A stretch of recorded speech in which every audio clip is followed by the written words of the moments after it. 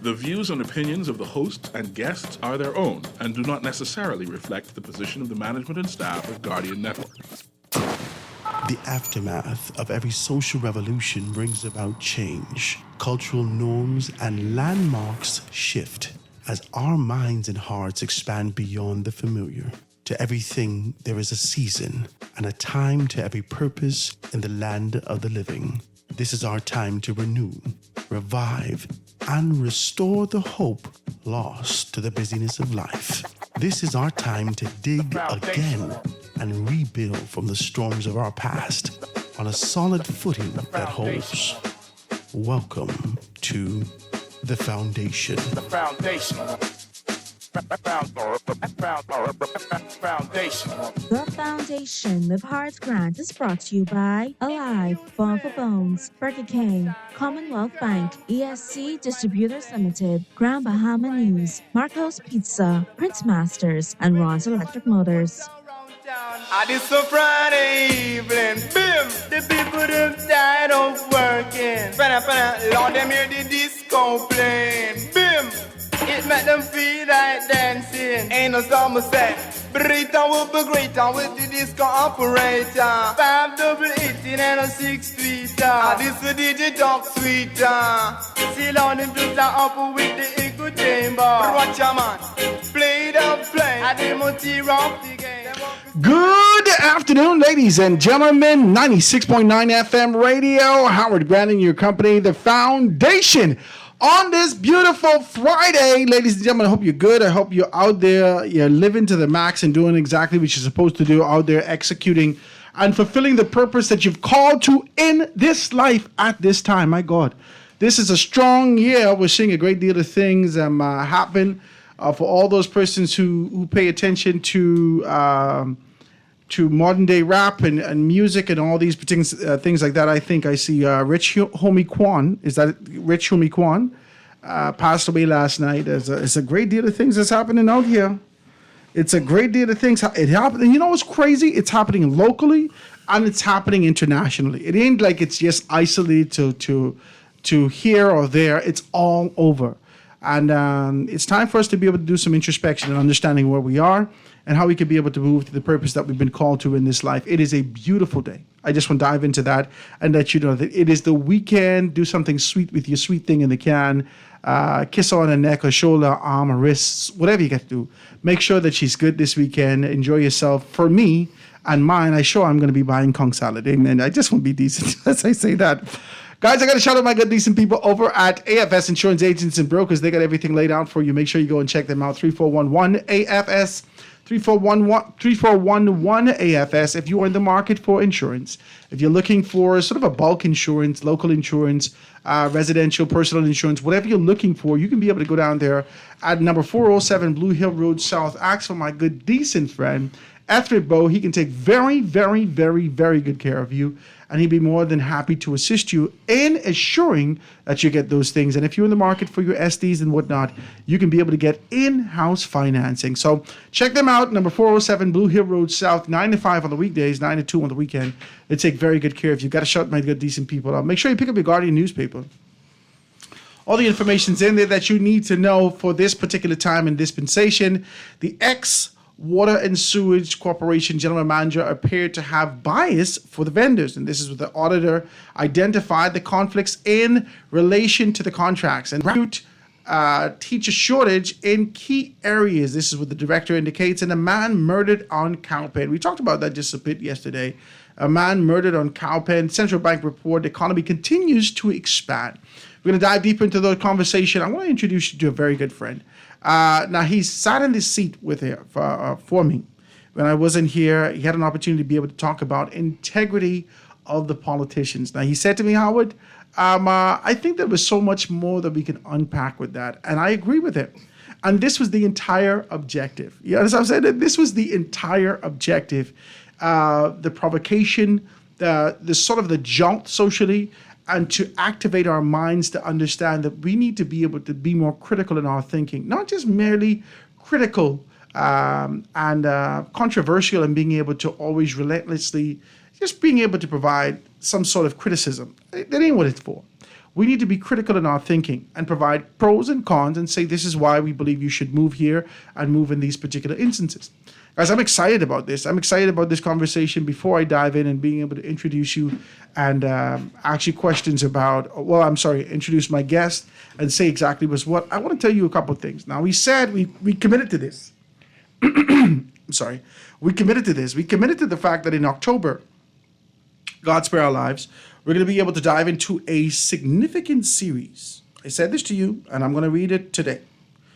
We said that we're going to be talking about a series, and the series is called Discerning Leadership, a constituency first approach. The entire month of October all the way down to November 1st, we're going to be talking about discerning leadership, and it's going to be a constituency first approach. Remember we said we're going to be able to do the polling? I'm still going to put the information out. It's going to be the Foundation 242.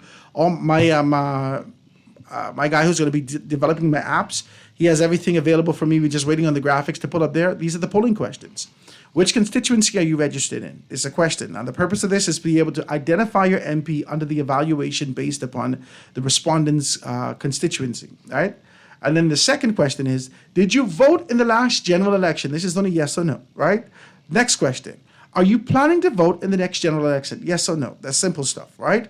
Your age demographic, 18 to 25, 26 to 35, 36 to 46 to 45, so forth and so on. The next question, has your member of parliament been visible and accessible in your constituency over the past year? Yes or no? Have you seen any improvements in your community, such as infrastructure services, since the last election? Yes or no? Has your member of parliament effectively addressed key issues like crime, unemployment, and social services in your area? Yes or no?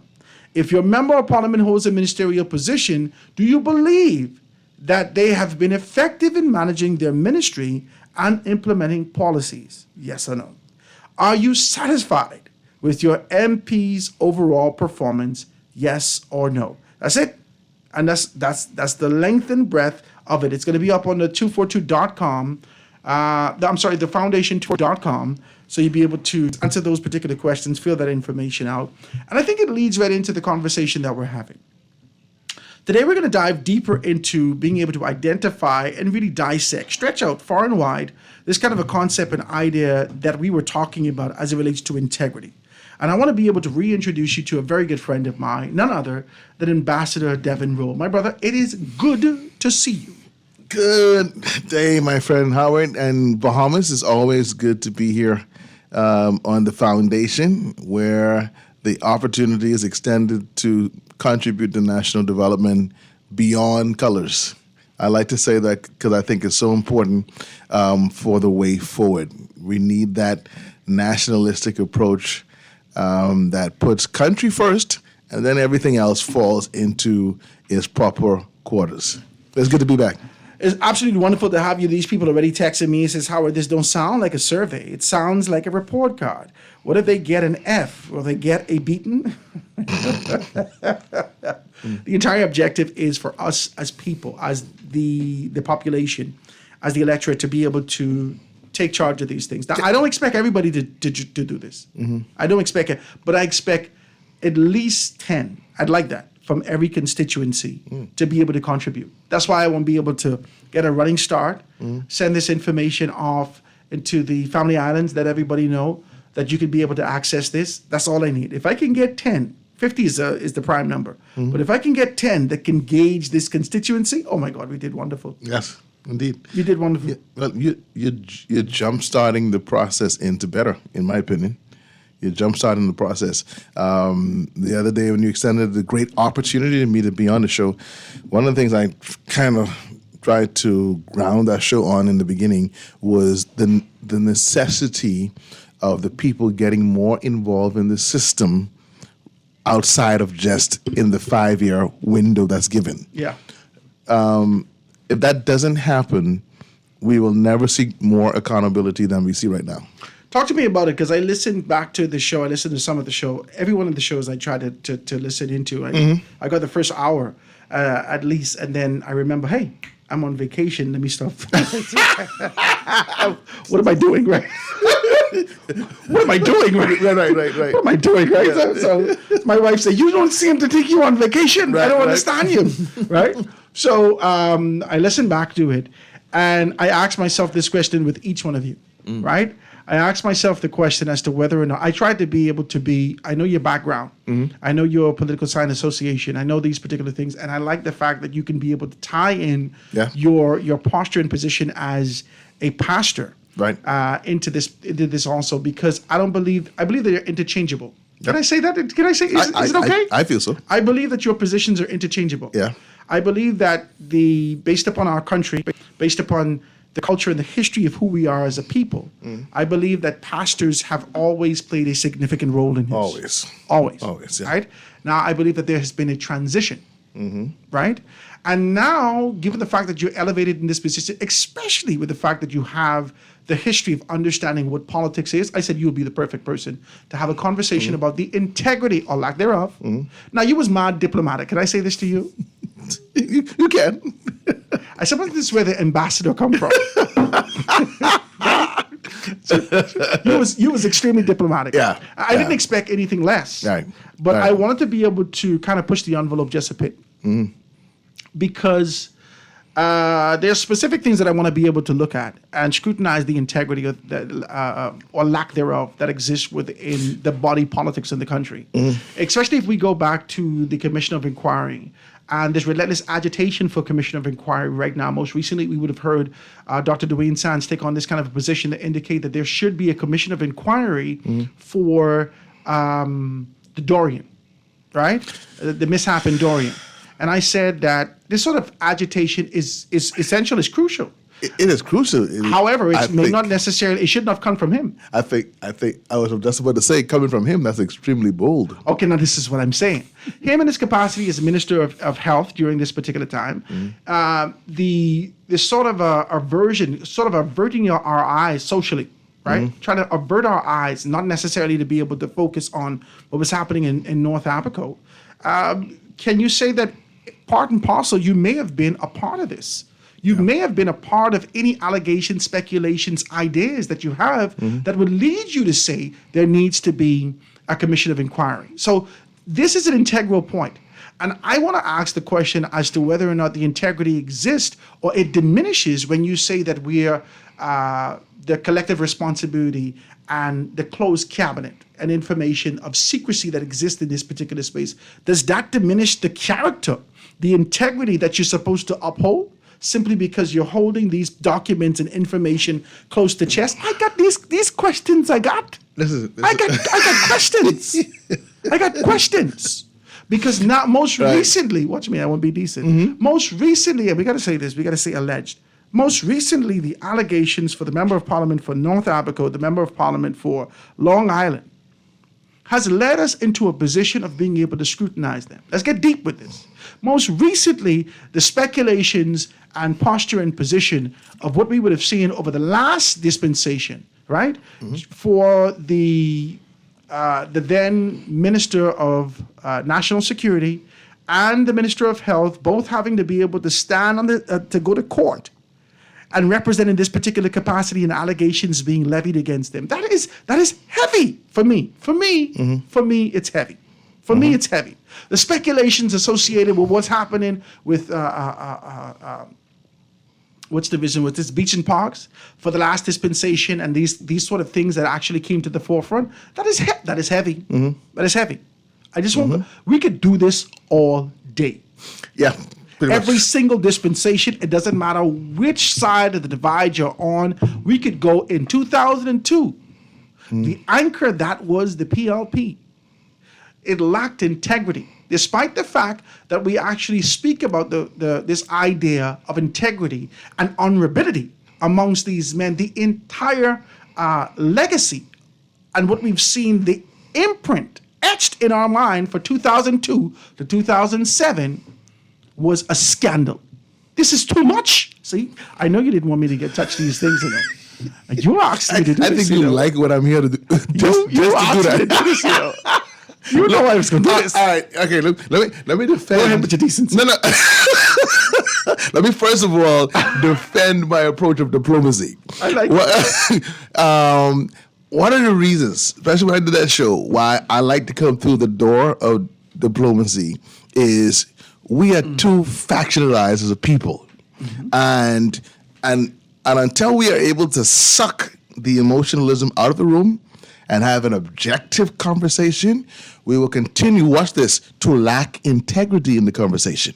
Because when you go from these political angles and everybody get all emotional, then people seek to defend personality and defend their party color, and now we can't really get to the real underpinnings of the situation. When you look at, for example, you touched on Dorian first.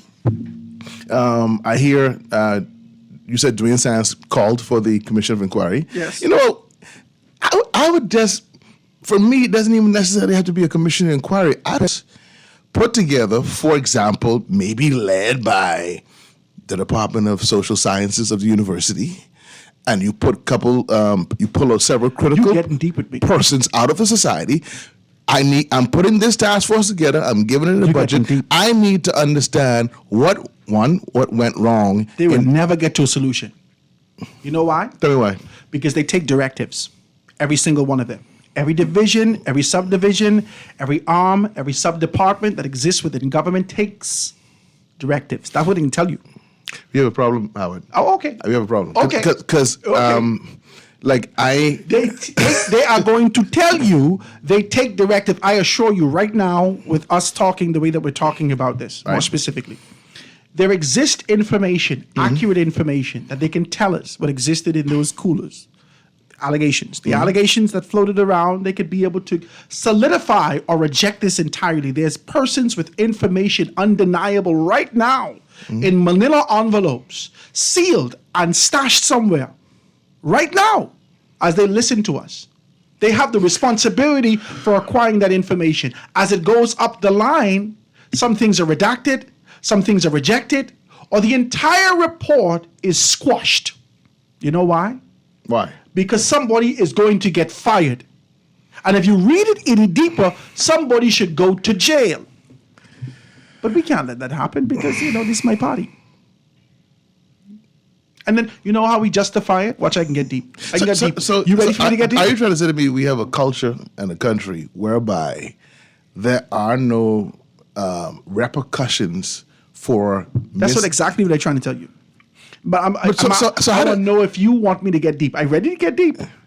But see, Allow me the grace, Ambassador. Just go 2 seconds of grace. You want to get deeper? Go ahead. I won't get deeper. Let me tell you why. Now, it can rub some people the wrong way.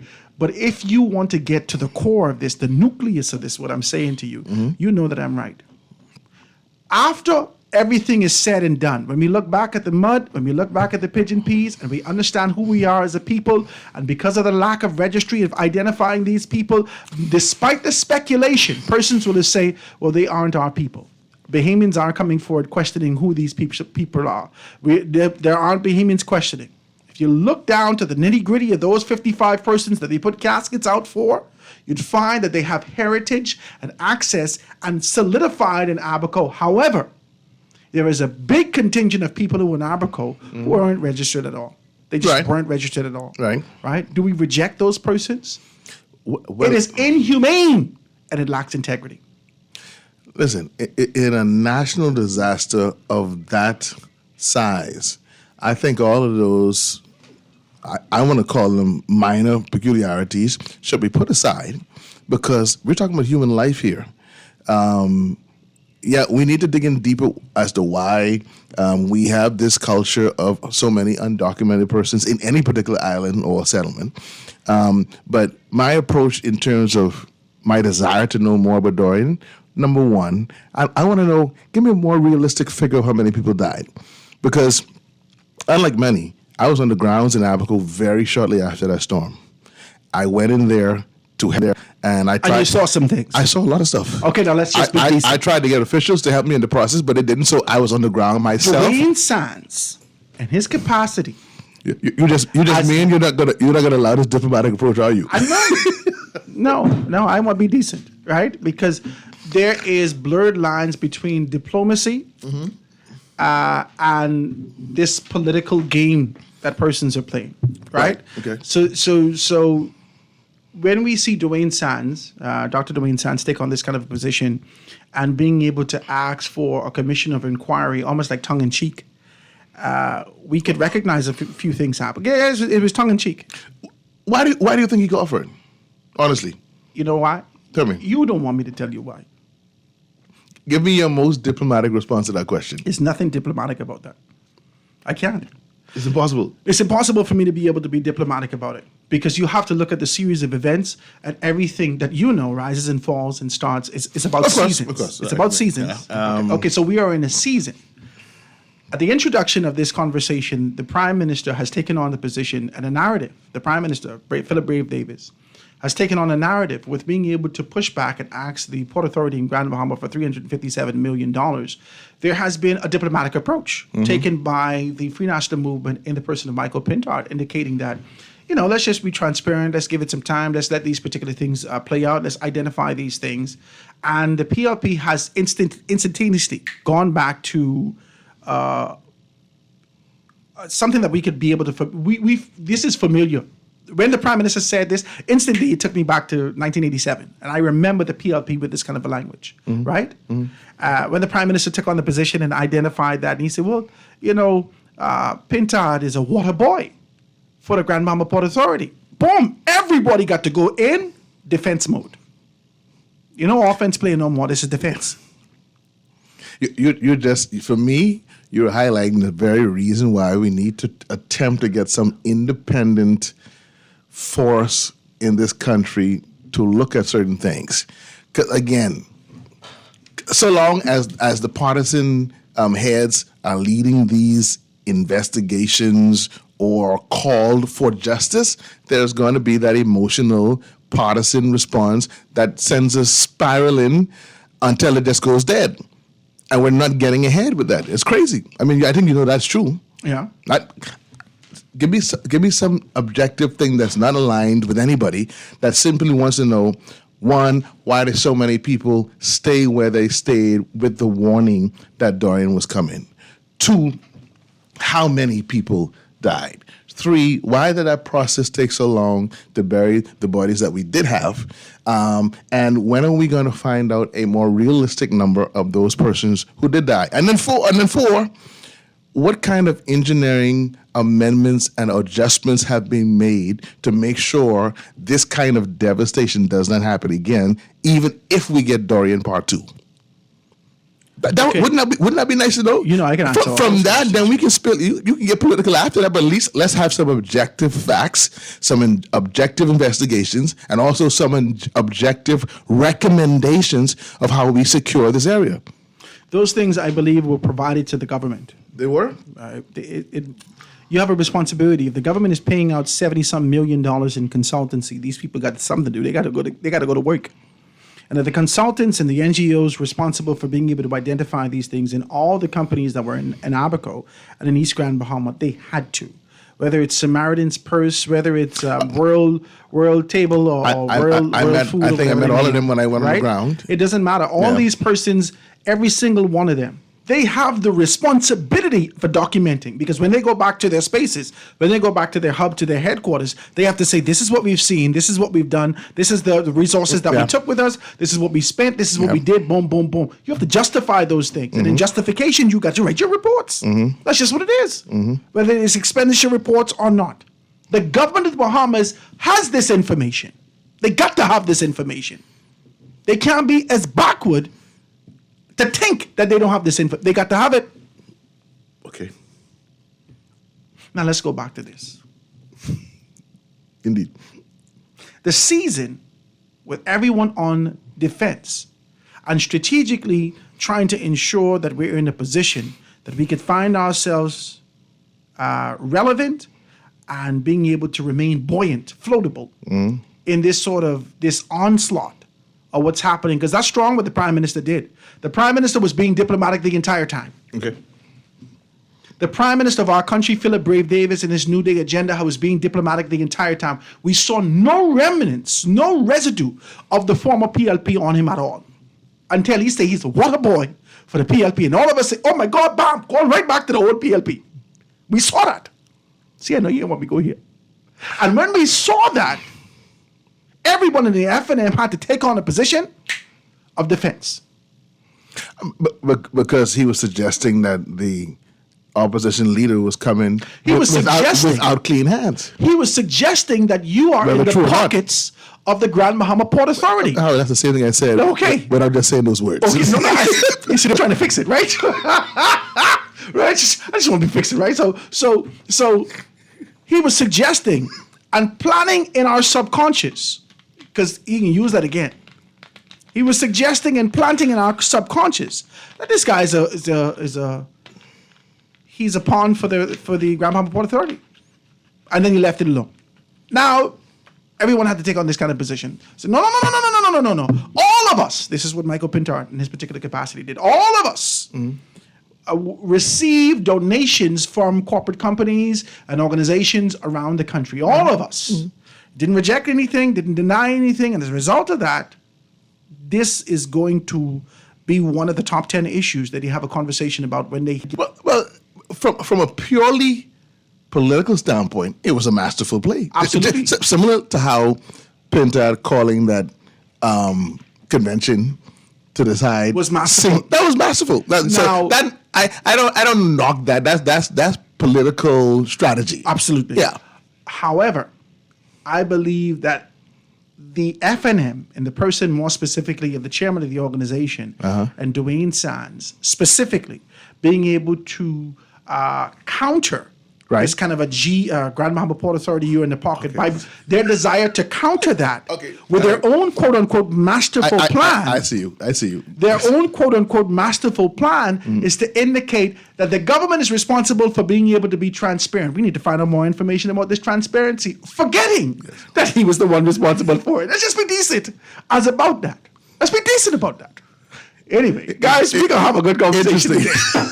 We here, we're live, we're full effect. I want you guys to join me in conversation. 323-6232, 325-4316, 325-4259, anywhere from the family of islands, 242-300, 5720. Hit me up, 422-4796. Quick break. Be right back after this.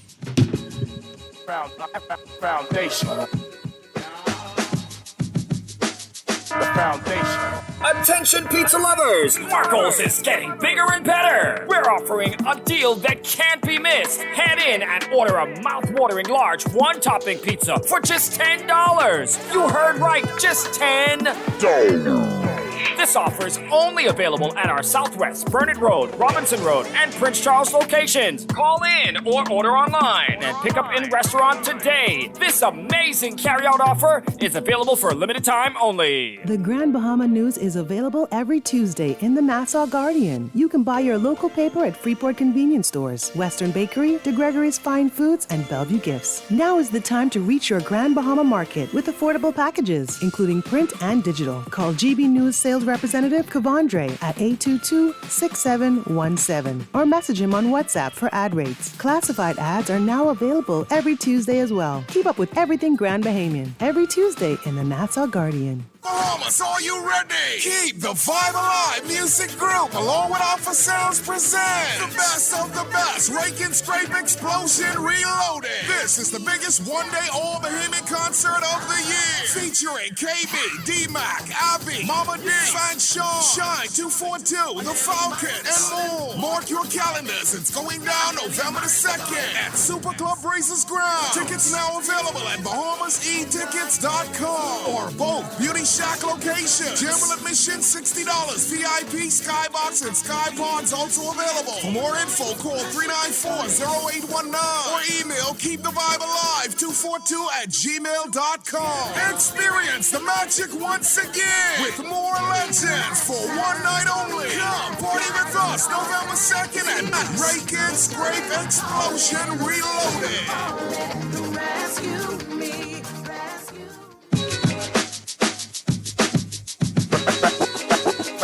Foundation.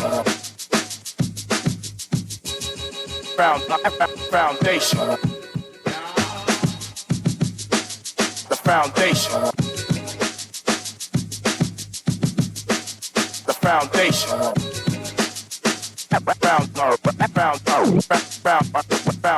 Foundation. And we are back, ladies and gentlemen, 96.9 FM radio, Howard Grant. Friday evening, BIM, warm and easy selector. Friday, I always say that it's a sort of a laid-back day, but I seem to get very aggressive. I don't know why.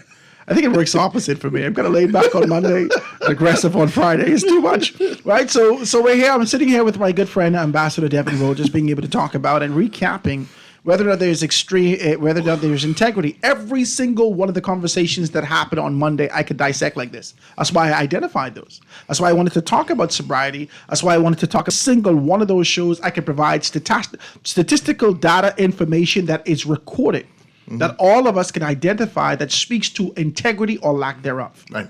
Every single one of them. Right. Whether or not we're talking about the church. I had my very good friend Herbert Bain being able to sit here with Bishop Delton Fernanda and Bishop Delton Ellis, right? And they ain't gonna do what I can do. No. I'd like them to call me and say, "Oh, let's have a next second because you don't have that with me." I won't be decent. You understand? Right. But this is not to be able to put persons in the hot seat. Right. But this is just to be able to say, are we going to patty cake with this issue, or are we going to be able to say that we can see you? Because guess what? We can see you. Right. And if your belief is that the population is a bunch of fools, and as soon as you give them some money and party and so forth and so on, they can forget about these things. Well, here is Howard Grant. Here to remind you, in the midst of your drunkenness and being able to teeter off of your spot and not being able to pivot and recognize what you're supposed to do, I will remind you every day. Yeah, because I don't have no allegiances to these people. Right. I have a responsibility. If we're going to talk about national growth and development, and we're going to talk about integrity, I'm not talking about perfection. Let's be very clear. Yes, right. Let's be clear about this. Right. I'm not talking about perfection. I'm not talking about the fact that you're not perfect.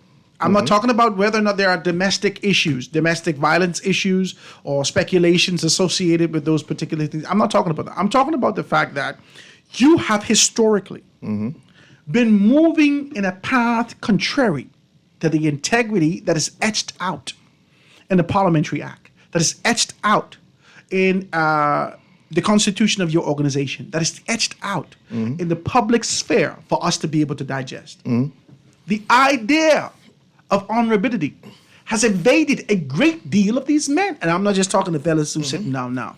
I'm talking historically that the culture of corruption has infiltrated and gone into every subdivision of our government, so much so that you can't get nothing done at NIB without being able to present a little lunch money. It's expected in many places. It's expected because in order for evil to flourish, the righteous or good men must remain silent. And I think one of the biggest culprits in this horrible culture of corruption that many say we have is the fact that we have been raised or socialized to remain silent on key issues. This is dangerous because human... What's the preamble when they say that? What do I say before they say I ain't gonna say nothing? They have information. I know they have information. And when you present them, say, man, somebody got to say something. They say, well, it ain't gonna be me because I got children. It ain't gonna be me because they can victimize me. It ain't gonna be me because I need a job. It ain't gonna be me because we know that there is no protection, no safeguard. This is why. Okay, talk to me. This is why countries need I don't want to use this word because it sounds political, but for lack of a better word right now, a coalition of righteous men and women who look to another source or another system for their survival and sustenance so that they can continually speak truth. Because if they are beggars within the system, they will always be silent when it comes to speaking for integrity's sake. Does that make sense? Absolutely. Okay. The people text me just now and say, Howard, you cannot count a body that never officially existed. Isn't that crazy? Isn't this what I'm trying to explain? No, to that's you not just crazy. That's cold. That's cold. I'm trying to tell something to you. I want you to hear what I'm saying to you. That's cold. That the justification to ensure that all of our positions is identified as integral position, even our mind, Even our spirit seeks to ensure that we can manipulate this idea and say it ain't really what you think it is because they never really exist. Human beings we're talking about. I don't care if they're Haitian. I don't care if they're Jamaican. South African. I don't care if they're South African. I don't care if they're Billies. I don't care where these people. These are human beings that existed, that came out of their mother's womb, and they were registered some space, somewhere. Of course. Why? That because of a lack of registration here, that means that if you go to Iraq, Right. Americans do this often. Americans do this often. Oh, the casualty is 150 people that just died in this whatever, right? And 6 Americans were. They always do it. Right? They separate. Yeah. Because American lives must be better. Oh, yeah. Well, Is that the nature that we're taking on now? The lines are wide open. Guys, 323-6232, 325-4316, 325-4259, anywhere from the family of islands, 242-300, 5720. Hit me up, 422-4796. Call on the line with us live. Go ahead. Hey, uprising, good afternoon. How you doing, Alan? Hey, what's up, Anton? You're out the gate early today. Yeah, getting on the block early today. And good afternoon, Ambassador Roll. How you doing? I'm doing good, Anton. Good to hear your voice. Same here. As a matter of fact, you're the reason why I'm calling in, but both of you, as a matter of fact. Okay. Good afternoon. Good afternoon to the nation. I want to interject before the conversation goes a bit too far, and then I'm hopefully, I don't know how you're gonna mix it up on the next side, Howard, but if I'm able to, then I could chime in based on how your lines flow. Okay. But Howard, we had this conversation on your show previously, and I've also been having this conversation for at least 15 years now. I've made a recommendation over several administrations also. Politics and people playing politics is a problem in the country, especially on the opposition side. Because when you have good concepts and good ideas that need pursuing and need supporting on both sides, you have the opposition who tends to play politics if they're not gaining any traction in the country to try and put themselves in a positive light in the hearts and minds of voters. And that type of, and that style of very immature and digressive politics is what kills the myriad of necessities that will help to advance our country in a positive direction. Now, let me get more specific. You were saying, Ambassador, that we need a coalition of government, of people who look to a different source for sustenance in order to change the dynamics of purported corruption in our country, right? Mm-hmm. However, I say, no, we don't need a coalition. We don't. Oh, please, let me just clarify too. That coalition was only the word. I was not referring to any political movement. I was saying let me try it away. We need a coming together. Don't say gathering. A coming together of righteous, bold nationalists who care about country first. Ambassador, it's me you talking about. Okay, go ahead. Right, I understand where you're coming from, and I know that it's not related to anyone specifically. Yes, sir. Mm-hmm. Nonetheless, what we need in our country is what me and you discuss. Would you discuss with me what I discuss with you? What we discuss with them? We need to pay these politicians properly. You can't expect, and look, gone are the days when politics, perhaps in the first dispensation of coming to government, it wasn't a matter of what salaries politicians were being paid, right? Yeah. However, that time has long gone and passed based on the cost of living in our country, based on what it costs to access land, housing, private schooling, food, medical care, et cetera, in our country, right? That style, you can practice that if you're in a position financially too. However, you should not be forced to practice that because first and foremost, the system should be standardized to where you are paying people properly. Not only does civil servants deserve to be paid properly and need to be paid properly, politicians also need to be paid. Look, man. I agree with you, Anton. I agree with you. I said that almost 20 years ago on radio. If we continue nitpick. That's a part of it. If we continue to nitpick and play politics with the lives of politicians, what do you expect? Wherever there's a human impact that creeps in there, the response is going to be. What do you think is going to happen? We ain't living in no heavenly land on earth. We living on earth. Okay? God is in heaven. We living on earth. And this is God where the demons in heaven. is. We ain't there yet. People got to pay bills. We need a new parliament. We need a new parliament. We need a prime minister's house. We have recently renovated the governor general's house. We need to pay these people. We need a new structure of support for the parliamentarians so that the focus can be given to each and every aspect of governance, from the constituency to policy to administration to execution. We need the support. We need the staffing. And look, listen here, man. See, I continue to say to you, Howard, okay, because me and you, I enjoy calling into your show, especially, right? The PLP is missing on key players like myself. Let me just put it out there. Okay, Anton. Hold on. Let me write this down. Go ahead again. The PLP is missing key players like Anton, who was instrumental in us coming to government, who helped us to formulate the PLP a new should know level this. of thinking.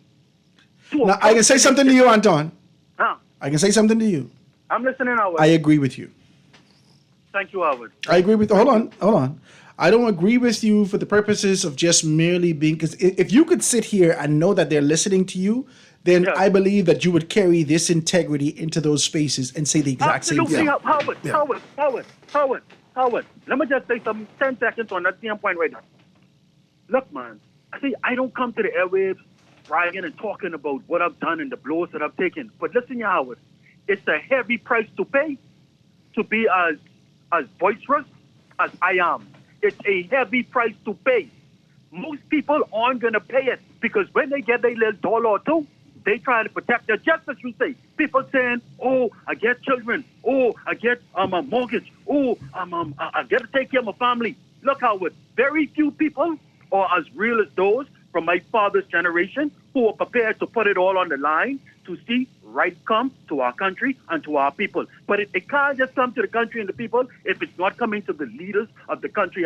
You can't just leave them high and dry and strapped, floating out in the ocean, rudderless. You've got to provide them with the provision that they would need in order to focus properly. Anton, I like it. I like it. The supporting cast that they require in order to properly execute their job. Look, last point I'm going to make, Howard. Last point I'm going to make. As simple as Parliament is concerned, right? Where certain laws require a 75% support across Parliament in order to pass certain laws in Parliament as it relates to referendums, in particular, anything constitutional related, right? However, even that, and this is a nugget I'm edifying the nation on, especially this point, even that is warped. Because if you have a supermajority government, such as what existed in the Minnis administration, existed in the Christie administration, existed in the Ingram administration, and currently exists in the Davis administration, your 75% construct is pretty much secured within your own government. That is nonsensical. It is not honest, and it is not truthful.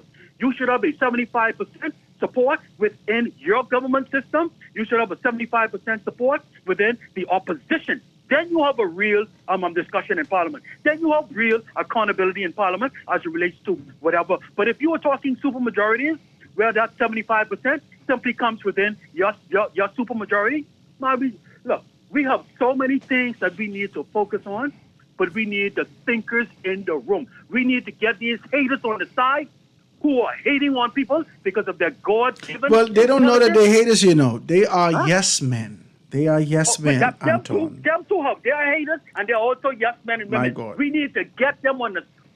Prime Minister Davis, you have the heart. You have the vision.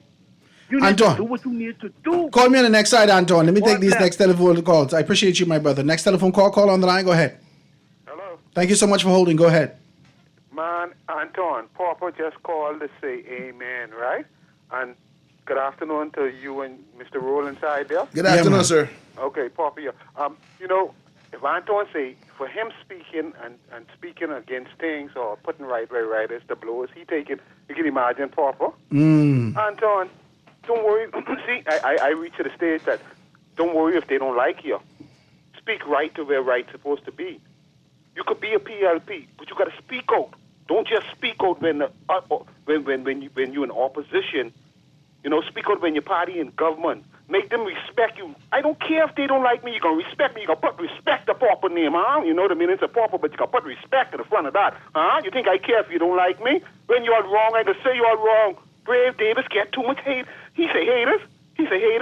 Too much hawkish people. Too much spiteful, vindictive people. People who, when they get power, they go crazy and play. You know what their problem is?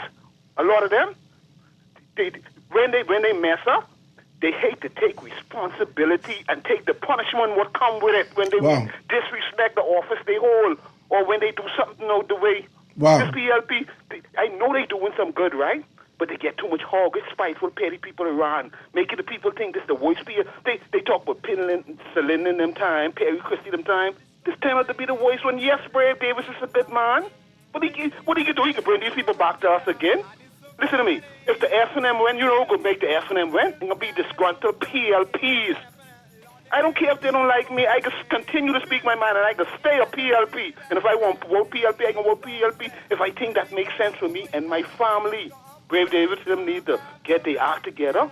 When I say Brave Davis, I talk on exactly, specifically to Fred Mitchell, because it seems like he's the prime minister. You're doing a lot today. Too much PLPs out there disgruntled and crying and saying they're suffering, and they help Brave Davis to be prime minister. I wouldn't talk about the F&M. They're supposed to be the prime minister and the government for everybody. Everybody's supposed to be able to live, not just PLPs. Papa, so I like say it. Amen. But if you think they're treating you bad, or if you think you taking blows to speak your mind, what you think about Papa who they hate so much? Thank you, Papa. PLP, and I say that. Thank you, Howard. That ain't a problem. Thank you, Papa. There's a couple of things that is a narrative that seems to be floating today. I wrote it down. Haters, hoggish, yes men, spiteful, and petty. I just this is too much. I don't want to be decent today. Guys, gonna take a quick commercial break, get to news, and be right back after this. I'm Mr. Jutix in the party, dancing, dancing, dancing. I'm Mr. Jutix in the party, dancing.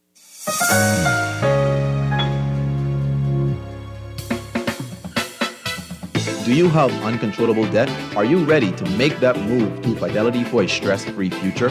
These loans have a built-in savings plan that pays you unbeatable interest. Ask about our debt consolidation loans today. Call 356-7764. Fidelity, we're good for you.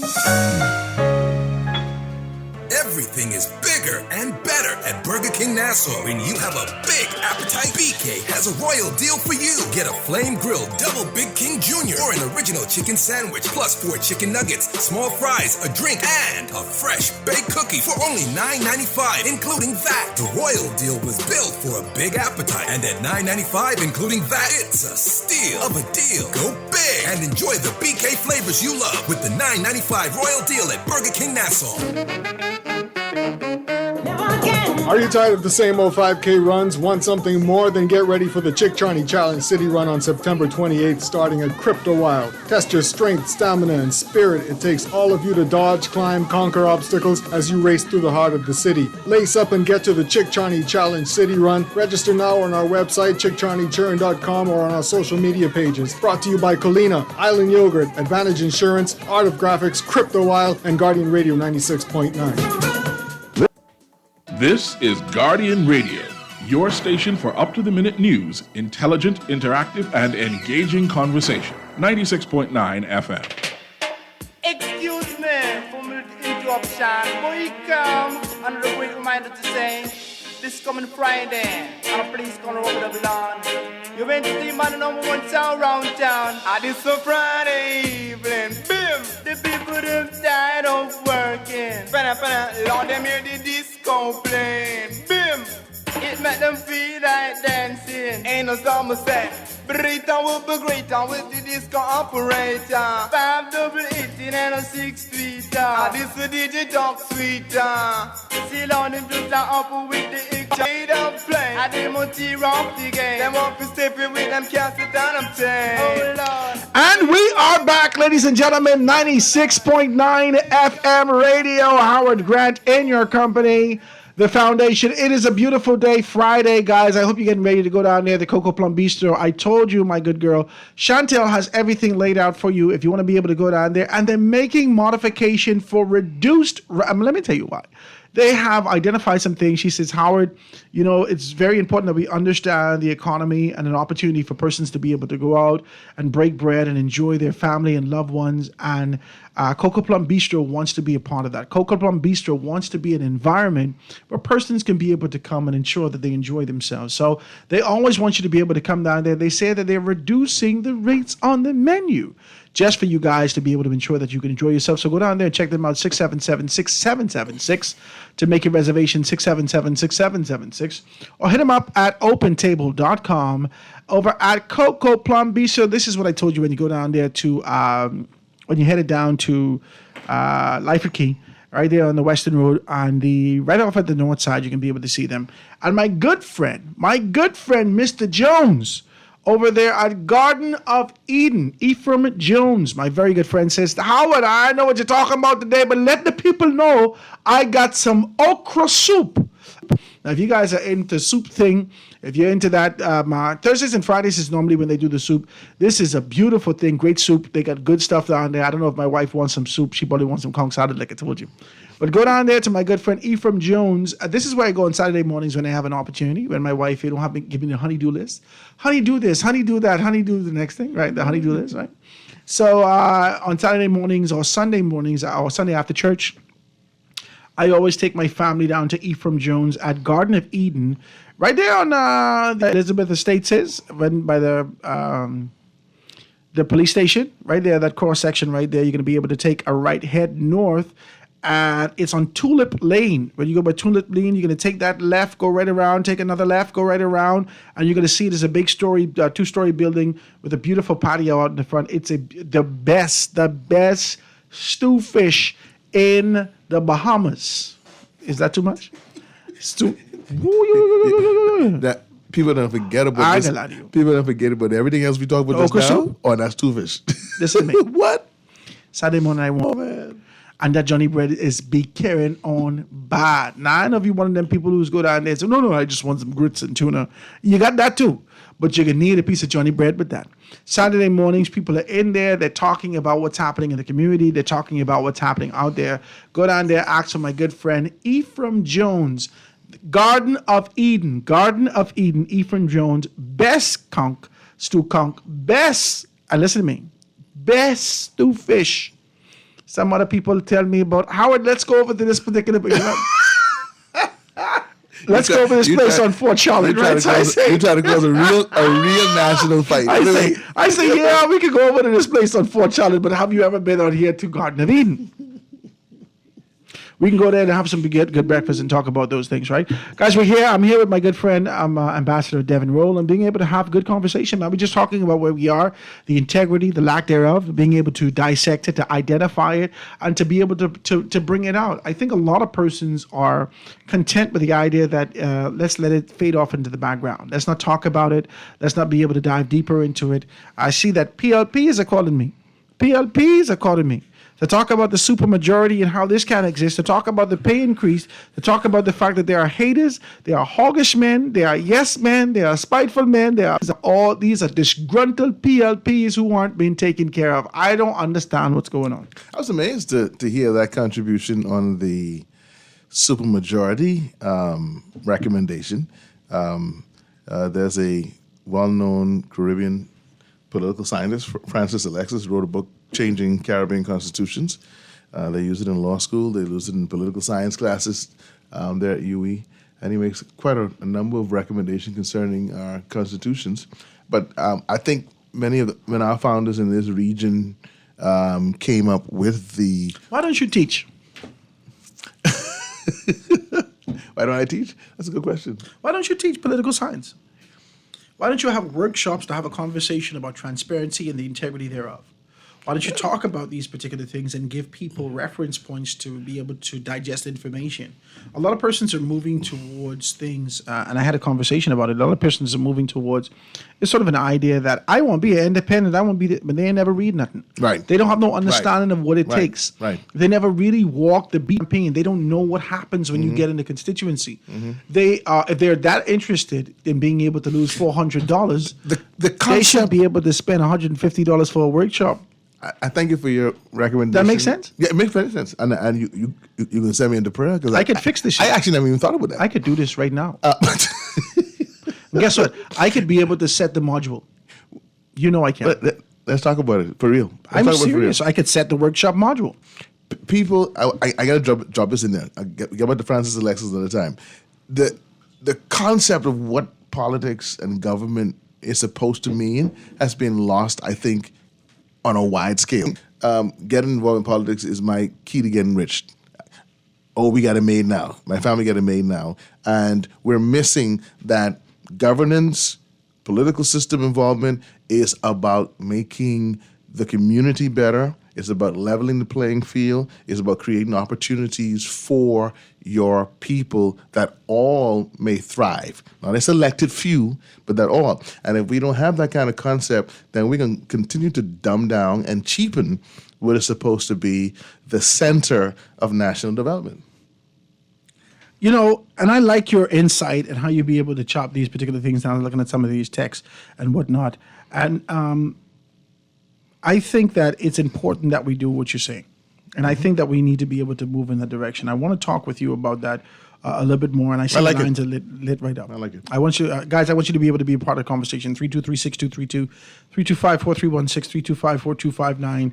Anywhere from the family of violence, 242-300, 5720. Hit me up, 422-4796. Call on the line with us live. Go ahead. Good afternoon. What are you doing? I'm good, man. What's up, man? Right here. Only go to law survey and they getting put it out. Hold on. Wait. I got to write this down too. The PLP has lost its way and they're getting voted down. They on the clock. That's all you call to say? That's it. You ain't call to say that I's a PLP and I voting out my own party? Wipe out. My God, you're getting heavy. I appreciate your call, my brother. Thank you so very kindly for that. Guys, next telephone call. Call on the line with us live. Go ahead. Good afternoon, Howard. Hey, good afternoon, my brother. And good afternoon to your guest host. I think it's Mr. Roll. Good afternoon, sir. Good afternoon. I listened with great interest last week to the first three sessions on integrity. Well, let me say also, great show, Howard. I appreciate you, man. I had the opportunity to ask your guest a question. And on Monday, I tried to call in to ask the pastor the question, which I'm going to put to you and your guest. The question is, what is the origin of the idea called church? And what was it? And how does it compare to today? I'll hang up and listen. Thank you, my brother. Thank you so much for your telephone call. What was the origin of the idea called church? Well, the concept of church really came about when Christ says to Peter, well, first of all, he comes to the disciples and says, who do men say that I am? And they start saying that the people saying, you're Elijah, come back. You're John the Baptist, come back. And then Peter finally says, no, you are the Christ. You're the prophesied one that was supposed to come throughout the ages to redeem Israel and set God's people free.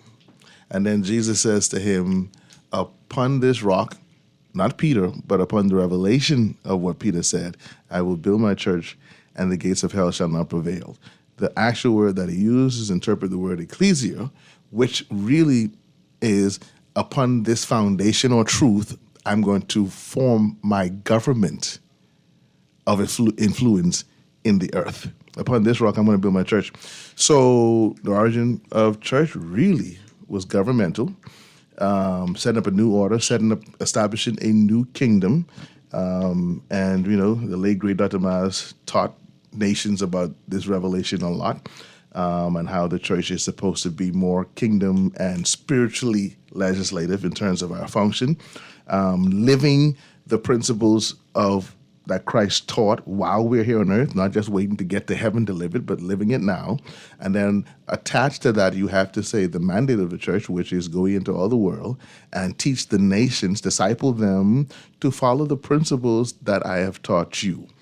Now, the second part of his question in terms of today and how our, I guess, church system looks regarding that original mandate. In many quarters, church has just become a thing to do, and we're missing the governmental influence that we're supposed to have in the nation. And in many spaces, we're missing the fact that we're supposed to be that number one agent in forming character in a society. But there's another part of Scripture that says, when your disobedience has been dealt with and you're living the obedient life, then you teach others how to do the same. So we have to, it's a lot of praying, there's a lot of studying that we need to do so that we can weed out duplicity first in the house of God. Because I Google in what he said. Are you serious? And you're answering it. Are you serious? Yeah. Well, I'm gonna read it. I'm glad I'm getting good marks. I'm going to read it. Go ahead. I'm going to read it. All right. So it says the origin of the Christian church can be tracked back to the events surrounding the life and death of the resurrection of Jesus Christ in the 1st century CE. The church began with a small group of Jesus' disciples and followers in Jerusalem who were empowered by the Holy Spirit at Pentecost and described the book of Acts chapter 2. Uh-huh. This moment is often considered the birth of the Christian church. Mm-hmm. And then it goes further to talk about, it says the early church grew within the context of Judaism, and Jesus and his followers were Jews. Yep. The early believers initially gathered in homes and synagogues, and the movement spread throughout the Roman Empire. The Apostle Peter and Paul were central figures in the early expansion. The church's foundation rested on the teaching of Jesus and emphasized love, forgiveness, repentance, salvation through the faith in him of the Son. And so the church grew and became increasingly distant from Judaism, especially after the destruction of the temple in 70 CE. You went to just school for these things. Isn't it powerful? It's powerful to be fact check live and found to be correct. You know I was going to do that. You know I was going to do that, right? You know I was going to do that. This is powerful. Right? Guys, please give me a call. This is Howard. It is interesting to listen to the hourly AP report and hear them report on the monthly jobs report. This is one of the essentials to leadership and functioning society. It is hard. Can I search for a monthly report? But I bet we all know the murder count for the year is 84. Actually, it's 86. The murder count for the year is 86. Just think about that. This is heavy what they're saying. This is heavy what they're saying, right? The origin of the idea of church began in Greece. It was originally called ecclesia. That's information in here also. Let's read that, right? The term church itself came from the Greek word ecclesia, not necessarily origin in Greece, but the Greek word ecclesia. The Greek word ecclesia, yeah. Which originally referred to the assembly and gathering of people. In the Christian context, it came to mean the community of believers of the body of Christ. Yeah, that's it. This is heavy.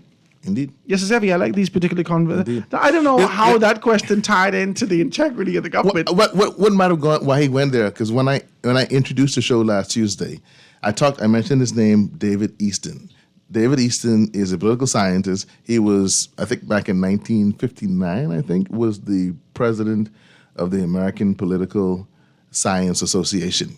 Now, he's big. If you go online and look him up, you get people from India and all over the world referencing him because he's credited as being the first to want to turn the idea of politics into a science. And so he came up with this thing called systems theory, and he was big about studying behavior in politics and trying to assert that you can study certain systems and behaviors almost to the point of being able to predict what's going to happen next.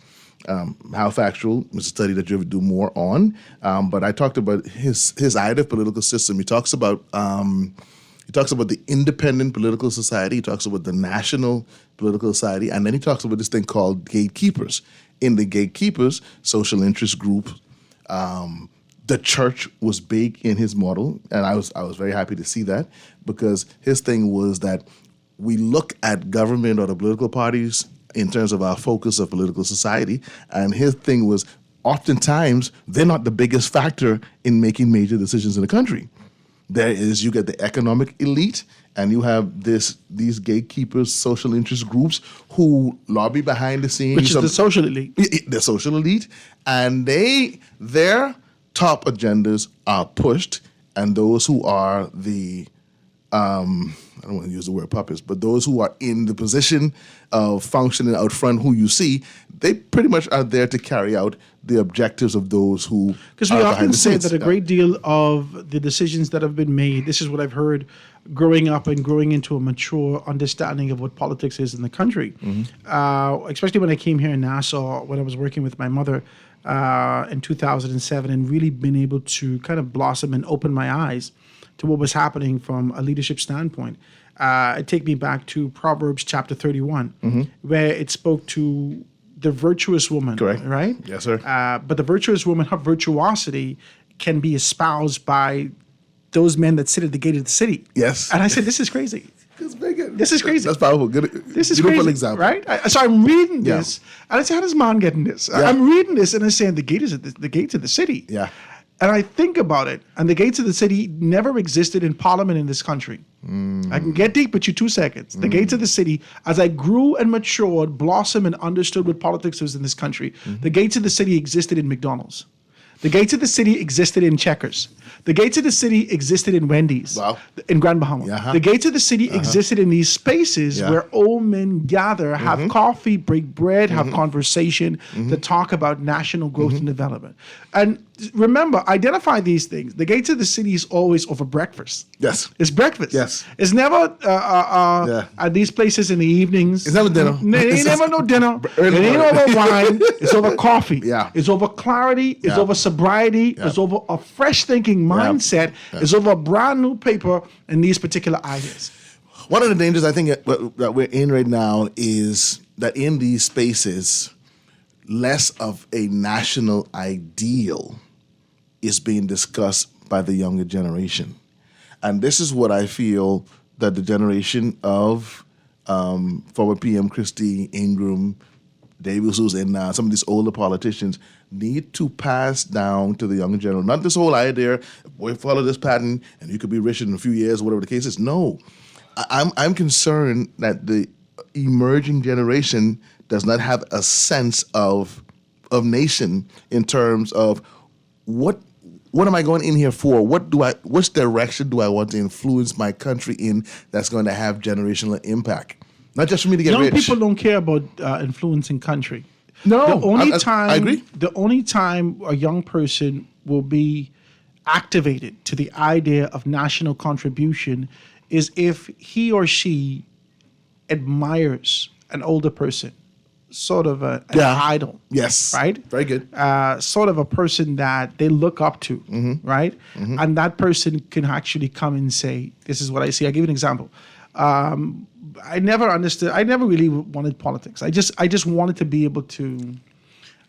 I have good administrative skills, right? I have good administrative skills. I have this sort of an insight that the Father has given me to be able to see some things. I can be able to put that. I can put that in words. Get discernment. I got discernment. Communication. Right. So I learned this over time. I never knew where to apply this. And you know who said something to me? Who's that? Maurice Moore. Wow.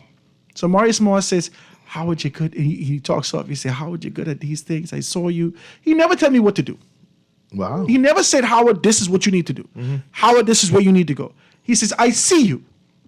Yes. And so I assess myself from what he says, I see you. And all that meant to me is keep going, keep developing, keep pushing, keep thriving. And I think the traditional generation of the older men in our society don't have that kind of a grace to understand that you don't tell young people what to do. You just tell them, I'm watching you, and I think you have great potential to do these things and commit yourself in this area. You don't tell them what to do. Right. You understand? Yep. And I've seen that, and I admire significantly. Nice. I admire Maurice Moore. And so when he said that to me, it translated to something different. It didn't say, oh my God, I get into politics. It's oh my God, I have a contribution to make nationally. And whether or not the political organizations accept this particular contribution, it doesn't deflect from the fact that this is what I have nationally. This is what I can give. And so I got to develop on that. What you're highlighting is exactly what I'm talking about. Because say what you want about some of that older generation, our founding fathers, and They weren't perfect. They made mistakes. But there's a common thread. There's this love of country and its future development. I think we need that, and we need to harness that. And there's something that I'd like me to talk about a little more about the human nature. In our development, we have instinct, we have intellect, and we have ideals. I think these 3 I's impact us for the rest of our life. I thoroughly enjoy speaking with you. But to God be the glory. I tell you that. I always say that. I tell you that in private. I tell you that in public. Yeah, you do. You do. I thoroughly enjoy speaking with you. Mm-hmm. Every time I sit down and speak with you, I think about a prospect, an idea. I sit down and I say, well, why don't you go teach? Why don't you do this? Why don't you do that? I love that. You understand what I'm saying? Yes, sir. Because to hear these things, and that's why I give you platform. That's why I want to give you more opportunities to have this conversation. I'm honored. Now, people are maybe a little indifferent. I don't know if I want to hear things from, I don't hear a pastor. But I believe that these are sound principles. Yeah. And people know that principalities and these particular principles that exist in this particular space, it ain't got nothing to do with it's a principle. Yes, sir. It will stand strong. Yes, it's a sir. pillar. Yes, it ain't sir. gonna move. Yes, sir. But once you apply it accordingly, you could find growth in your life. Yes, sir. I enjoy this, my brother. Amen. Guys, I got to take this quick commercial break. I can see the telephone calls. Let me take this quick break. Be right back after this. Oh Lord, play 45, that keeps them alive. Play this comic, they must be jumping. But when we play LP, they them really love me. You try to rest, roll with the best. For all your printing needs, there ain't no one better, no. For posters and banners, magazines and flyers. For window decals, greeting cards and newsletters. No job too big and there's no job too small. You name it, we can print it. Just give us a call. Let Print Masters bring your masterpiece to life. Located in the Nassau Guardian Building, telephone 302-2361. Bonneville Bones, established in 1970, is the leader in men's fashion in the Bahamas. We're conveniently located in the mall at Marathon and the Harbor Bay Shopping Plaza, and fully stocked with everything you need for all occasions. Our Harbor Bay location is one door north of Alive, with the black and white signage of Bonneville Boutique. Both locations are open from 10 to 7 p.m. Monday through Saturday. Bonneville Bones and Bonneville Boutique, still the leader in men's fashion. Located in the mall at Marathon and the Harbor Bay Shopping Plaza. Great news! Ron's Electric Motors' new location on Cowpen Road, right next to Island Luck, is open Saturdays and Sundays. So for those needing repairs on electric motors, generators, welding machines, water pumps, battery chargers, electric lifts, transformers, and power tools, Ron's Cowpen Road location can have you up and running on weekends. Don't forget, you can still visit Ron's Electric Motors on Wolf Road and Claridge Road, and now Ron's new location on Cowpen Road. Dial 356-0249 or 323-5267. This is Guardian Radio 96.9 FM. Fresh news, smart talk, all day. Excuse me for my interruption. Boy, come. Another quick reminder to say, this coming Friday, on a place gonna over the lawn. You went to the man #1 town round town. And it's a Friday evening. Bim! The people them tired of working. Lord, them hear the disco playing. Bim! It make them feel like dancing. Ain't no summer say. Burrito will be greater with the disco operator. 588 and a And we're back, ladies and gentlemen, 96.9 FM radio. Howard Grant in your company. Let me take a quick telephone call. Let me go right to the lines. Call on the line with us live. Go ahead. Yes, good afternoon, Mr. Grant, and good afternoon to Mr. Rhodes. Good afternoon, my brother. Good afternoon, sir. Yes, sir. I want to touch on the salary that Anton spoke about and the accountability that Mr. Rhodes was talking about, but I just want to make a statement, Howard. One of these days, you and Mr. Rhodes probably could do a show on that separation of church and state, because based on his answer with the question on the church thing, I'm trying to figure out why is there separation of church and state. You know, and I feel as if, too, that what the church can do is the church should see if they could get more biblical laws to become criminal laws in society. That way we can curb some of the moral issues that we have that people engage in that cause a lot of problems. You know, But you know what I can say? You know what I can say? Because I like this. You say separation of church and state. I wrote it down. But the first thing that I can say, and I'm not going to allow Ambassador to say anything because, you know, I don't want him getting this and his colleagues to get in this. But the issue is that the lack of integrity has caused the church to be able to separate.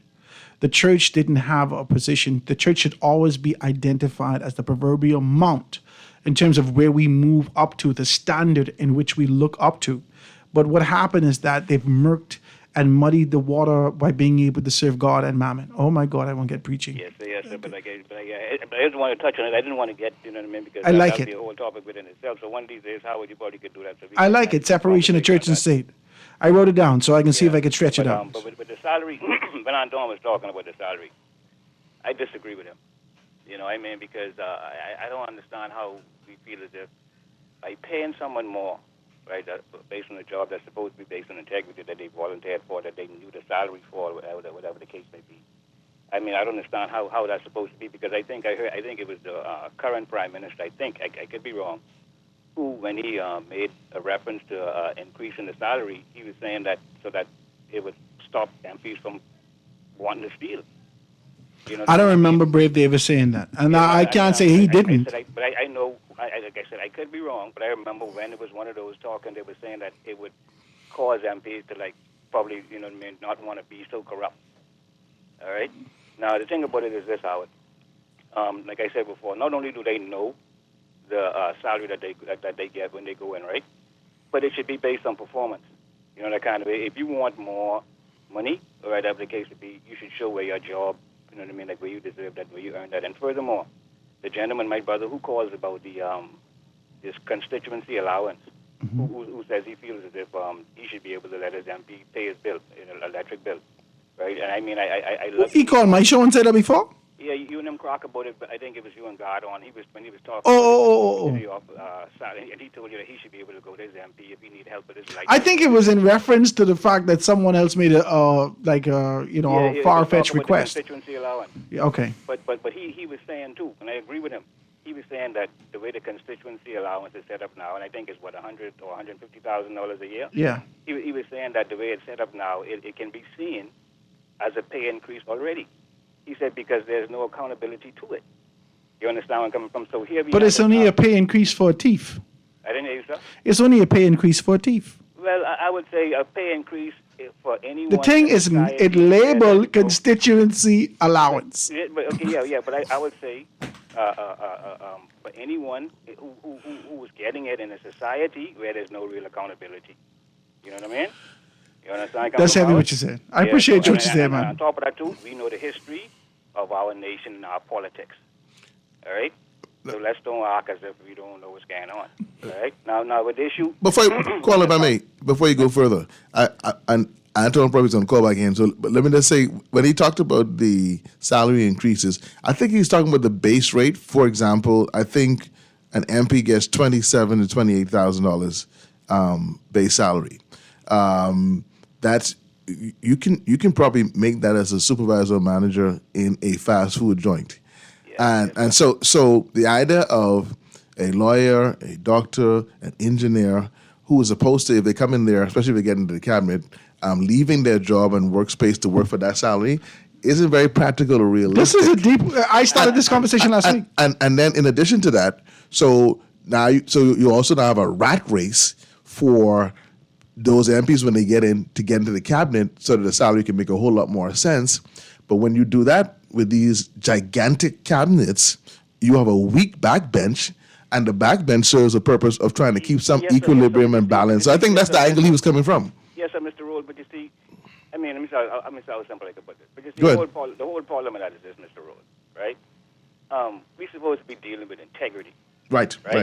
So, like, when you go into the house, you're supposed to be going in there, like, to be able to solve problems and solutions, right? Mhm. Right, and stuff like that. And like Historically, that was what the intent was. yeah, but like how you were saying before, Mr. Wood, it's not practical Right. to leave your job Right. that you are earning millions of dollars a year on, Right. like, to come and get a job where you could say it's peanuts. Right. Right. Basically, to be honest with you, with some of them in their financial situation, they could bypass the salary and it won't hurt them. Indeed. You understand where I come from? So Indeed. that means Yes, money shouldn't be. So my point is that why then do they even go in there, right? Why do they leave their jobs, earning so That's much the money? question of the hour, sir. Right. Wait a minute now. To take up these posts, right? When we, from the outside, left questioning ourselves to say, well, how could men who are supposed to be doctors and lawyers and so smart, right, over decades, how come they can't get this thing right and they're supposed to be the smartest people? What they going there for then? My God. So maybe, what we need then are individuals who are more concerned about the solutions to the problems of this country, more than concerned about how much money they get in their pocket, who will see the job as leadership as a sacrifice and not as an opportunity to get rich. You know what I mean? You know what the salary is, but before you go in there, then you accept it and you do the job. You understand where I'm coming from, Howard? I got you. I appreciate your telephone call. But what I'm going to say is this.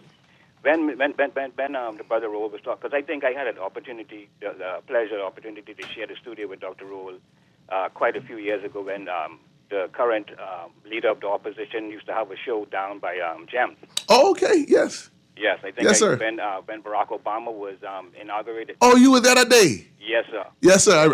I remember that show. Yes, sir. So I feel as if if you're serious, Dr. Roll, about like community building and like understanding what it is to create a nation, and all of us like playing a part and more or less forcing individuals to do their job and to be accountable in their jobs, right? I think I'm going to reach out to you because I'm in a situation right now like that. You see, because if I am in a government department, right, and I am there to facilitate individuals and their ideas, and if someone comes into my office with a grand idea that I've never seen before, and they put it before me, and I see it, and I see that this can do the country wonders, and I see that this can be an opportunity for hundreds, possibly thousands of individuals to be employed in a sustainable industry, right? I see this, right?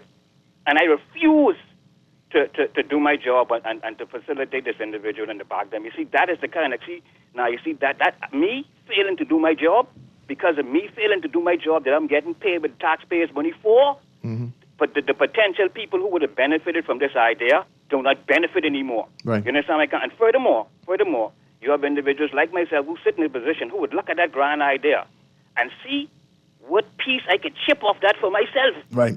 So I could chip a little piece off, right? So I could get rid of this little piece, and the whole thing, I let the whole person see. That's the kind of thing we need to put an end to.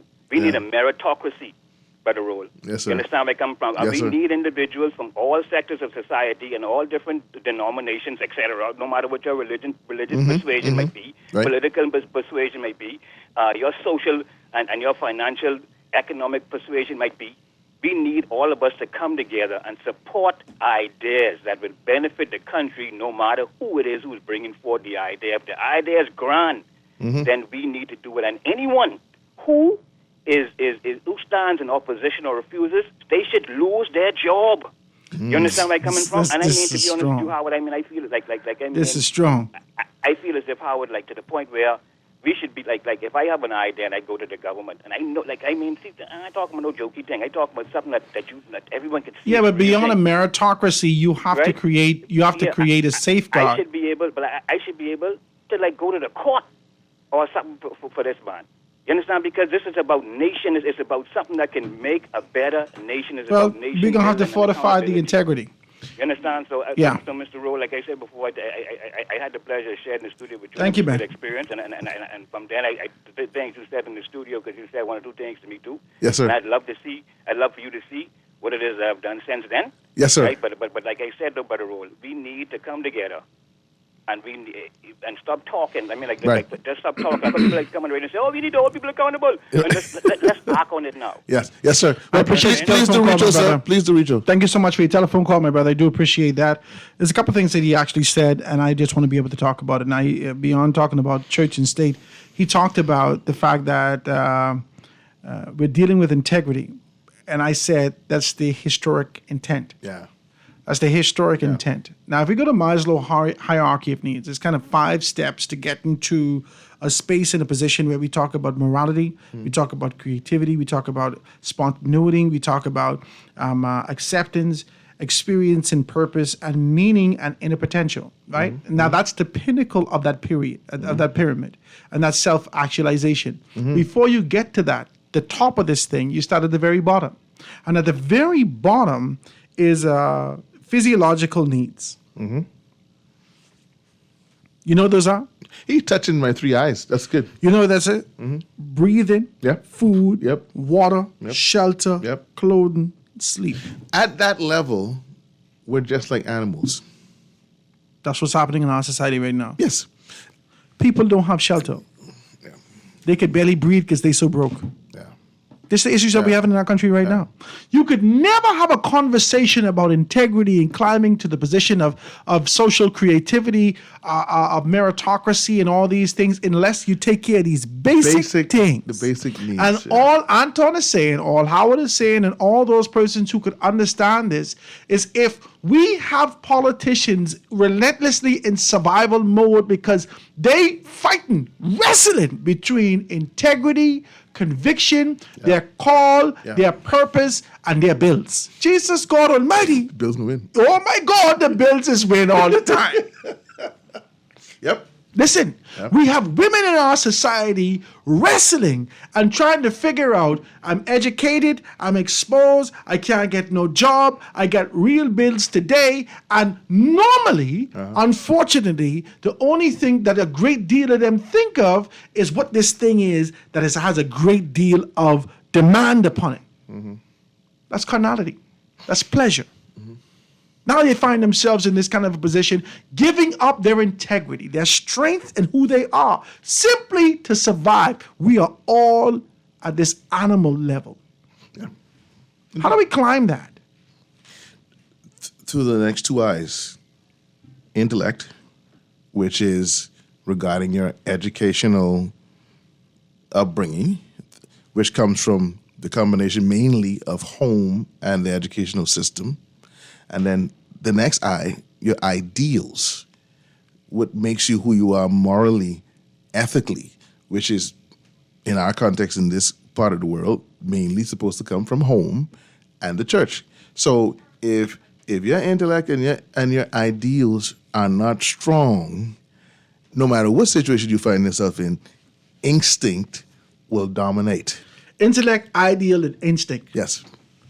Now, intellect and ideals may be strong, but the instinct of politicians and those that sit in the position of leadership to keep the status quo, because everyone is not in this position. Now, let's just be decent. Everyone ain't broke and poor and ain't got no money and trying to figure out how they can pay these bills and eating noodles and using one of these propane tank things, right? Everybody's not in this position. There are a great deal of people who have generationally, even how we identify the political dynasties in this country that have been eating well. Yes. Right? They're offshoots and persons who are affiliated with them. They found themselves in the position where the former Prime Minister Lyndon Pendleton said, I want to make 1,000 millionaires in this country. Well, there may be 1,000 millionaires in this country, but every single one of them connected to each other. And their survival and dependency is on their small circles. Now, all the rest of us just got to be able to survive. So when we have intellect, when we have the instincts in all these particular things, there are a great deal of people who want to keep the status quo how it is. So what they do, they just hire people. Because a lot of these people who are trying to survive, they for hire.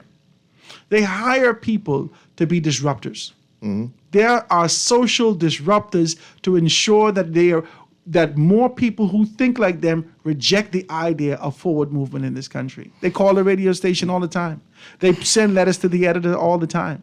They always find themselves in social positions or in Rawson Square, relentlessly agitating to keep it how it is. Keep it how it is. Keep it how. That's what I hear. That's all I hear.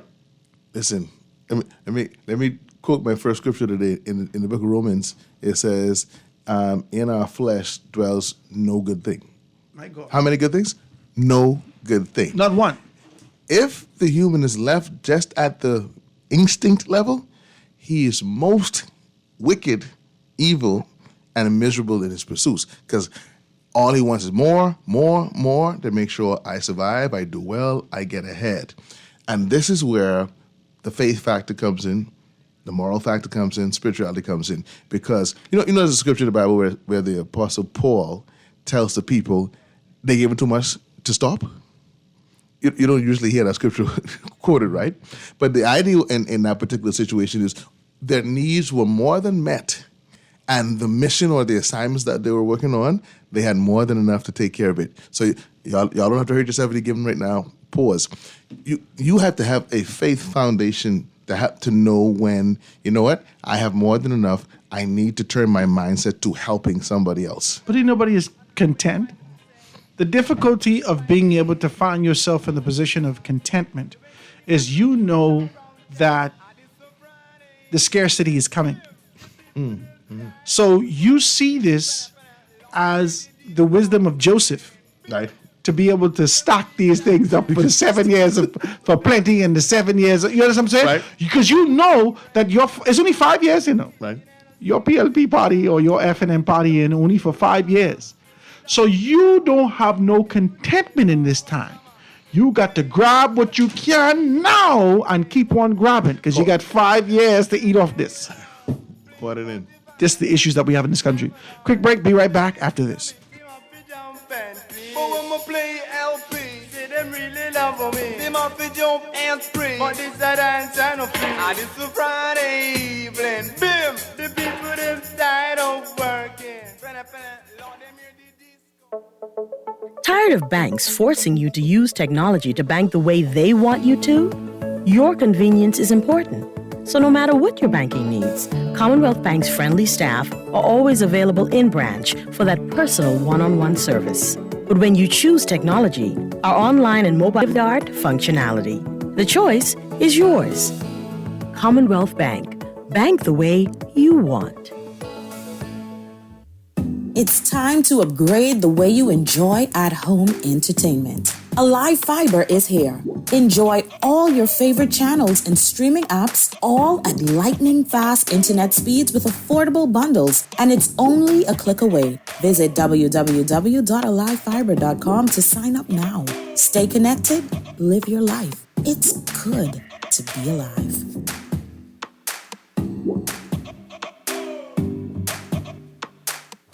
When you jump in your Japanese import and you turn the radio on, all you hear is...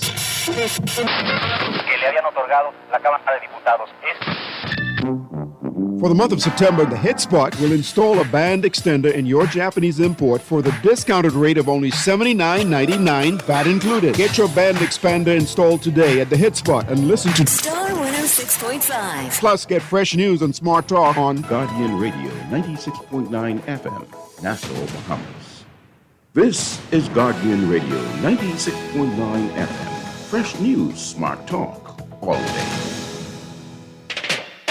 Excuse me for the interruption. Boy, come and a quick reminder to say this coming Friday, and please come over the lawn. You went to the man number one town round town. And this a Friday. And we are back, guys. Let's go straight to the lines to be able to take a couple of these calls. Call on the line with us live. Go ahead. Hey, Howard. Hey. And I'm Ambassador. Yes, sir. Calling back. Two quick points on this. I know you was going to You gotta be quick. You gotta be quick, Anton. Yeah, very, very quick. With reference to the last caller who spoke about integrity, which is a solid point. He also spoke about they should be paid based on performance, which is another solid point. However, those points are points that come after the fact. They don't come before the fact. Before the fact, you need to have an accurate, you need to have a fair and a balanced, standardized system, livable monument in place, first and foremost. And then once that is in place, and you hire the politicians through the general election, they recognize what their package includes. If they wish to pursue an increase, that would become a consideration at that point. But that's only after the fact. That doesn't come before the point. The main point being, we need to put in place a proper system of pay, not only for politicians, but for staff throughout the country, politicians inclusive. I like that it. Comes before everything else. Thank you, my if brother. that's not in place, we are compromising ourselves before we start, like in any business in the country, including the Guardian Radio. Second point, are you still Howard? So the Guardian Radio should pay Howard more money? Let the white hear you. Go ahead. Well, let me put it to you this way, Howard. Any business that's operating ought to pay their staff a fair day's labor for fair day's work. Correct, Howard? Yes. Correct, Ambassador? You're very correct. Okay, thank you very much. And so moving on to the second point. Just bear in mind, all of those points the caller made, they come after the fact. They don't come before the consideration. Okay? The second point, which you all were really sticking on, which I really wanted to call in for in the first place. You all were talking about politicians and how things were in the previous era of politics in the country, the Celine and Finland era, the Arthur Hanna era, and all the great men like those, the Loftus Rokers of the country, et cetera, right? And how it is with the current politicians. There is a major difference and a major shift. First and foremost, they had a system in place where they encourage, they prepared through life training, not just 1 week or 2 weeks of training, through life training, all persons that they came into contact with, right? And of that crop of persons, they can identify persons who, like was done with you over there in Grand Bahama, Howard. They did the same thing all over the country, identifying positive, bright young men and women who could fit the roles, right? Yeah. And they mentored them. I often talk about that, Anton. You hear me? And yes, but however, though, one of the big problems that I see with the current generation is they have a submission problem. They have a serious submission problem. And Ambassador Role can speak to that in depth as a man of God who understands systems, protocols, in particular led I like by it, Anton. submission, Yes, sir. right? I like it. Let me get some more telephone calls, Anton. All right, thank you for the opportunity. I appreciate you, my brother. I write down what you said, submission. Let me get to the next telephone call. Caller, go ahead. Caller on the line with us live, go ahead. Hello? Hi, how are you? I'm good. Hi, how are you? I'm good. How you doing? Go ahead. You can talk right into the phone. Yes, ma'am. Yes, I've been listening to both of you, and both. You got to turn your radio I've been down. listening to both of you, and you are two young men that I greatly admire. And to you, Ambassador Role, Yes, ma'am. what I see in you from many years ago up to now, So, you are a man of humility. And I think that is what is lacking in our country. We don't have too many people who know what it is to be humble. Wow. We all aspire to whatever else. And we forget those persons who were there when we needed them. And we don't look back for them. Wow. But we must remember this world is made up of all kinds of people. Yes, ma'am. So I implore that both of you remain humble. Yes, ma'am. Congratulations. Yes, to ma'am. that. To God be the Thank glory. you so Thank you so much. much. Bless you. To God be the glory. Thank you so much. Thanks so much. I really do appreciate High that. commendation. My brother, let's wrap it up now. I think that we had a very deep conversation today. I think so. I think my provocation at the top to be able to identify the specificity of the lack of integrity in these particular spaces open up the conversation. Yes, sir. I think it opened it up. I think you did well. At the beginning, I was trying to look for a life raft, but You could swim, sir. Sir, I wouldn't call you in here if you couldn't swim. No, it was very good. I hope those who are listening appreciate what we're doing here. We're not doing this from the position of having a horse in the race per se, besides for love of country, wanting to see our country develop. And if Christ delays is coming, we want to leave it better than we met it. And I agree with you. It's really the objective that I have to be able to identify these things. I give deep thought to this. I give a lot of my time and consideration.